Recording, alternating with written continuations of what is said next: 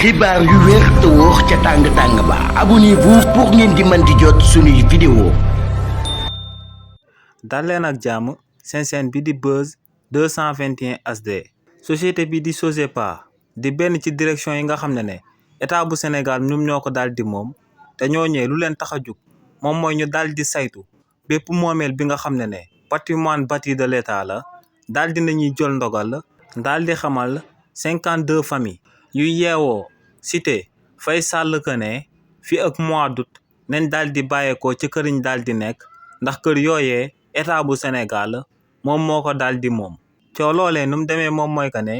ginnaaw ba fi président Abdou Diouf di daan nekk président de la République en 1990 réewu Sénégal moom moo waroon a dalal sommet OCI si li ni mel nag kookee di Abdou Diouf dafa jëndoon cité Faye Sall ci homme d'affaires bii di Djily Mbaye pour daal di accueillir ñi nga xam ne dañ doon bàyyeekoo ci bitim réew ngir daal di teewee sommet OCI bi ci réew mii di Sénégal. ginnaaw ba sommet boobee passé nag si la ñi nga xam ne ñoom ñoo uutu président Abdou Diouf te muy président Abdoulaye Wade ak président Macky Sall tàmbalee di jël ay hauts fonctionnaires yu nekk ci état bi ci cité Faye Sall ba tàmbale sax di jël ñenn ñi di leen di jox ay baay. li ni mel nag moom moo sabab régime président Bassirou Diomaye Diakhar Faye bi nga xam ne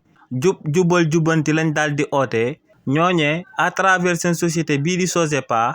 tàmbal nañ di nangu kër yi nga xam ne état bi da ko doon joxe gratuitement ñooñee nga xam ne ay anciens fonctionnaires lañ ci réewu Sénégal te amoon ay privilèges yu dul jeex ginnaaw ba ñuy liggéey te ñooñee mosuñu woon a jënd kër. état bu bees bi nag tàmbale na à travers société bii di SOGEPA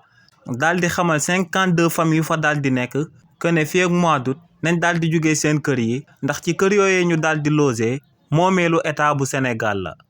xibaar yu wér te wóor ca tàng ba abonnez-vous pour ngeen di mën di jot suñuy vidéo.